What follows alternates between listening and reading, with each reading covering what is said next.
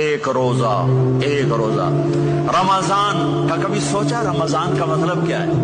رمضان کو رمضان کیوں کہتے ہیں؟ اللہ نے 11 مہینوں کے نام عربوں سے رکھوائے اور روزے کے مہینے کا نام خود رکھا قرآن میں، شہر رمضان الذی انزل فیہ القرآن۔ محرم، صفر، ربیع الاول، ربیع الثانی، جمادی الاولی، جمادی الثانی، رجب، شعبان، شوال، ذوالقعدہ، ذوالحج، یہ عربوں نے نام رکھا اور رمضان پہلے سے رکھا جا چکا تھا، عربوں سے رکھوایا۔ رمضان کے لفظ اور روزے میں کیا جوڑ ہے؟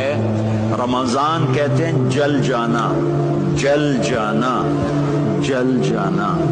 تو اس کو روزے کے ساتھ کیا مناسبت ہے کہ جب کوئی مرد عورت روزہ رکھتا ہے یا رکھتی ہے تو پچھلے 330 دن کے گناہ، آج روزہ رکھا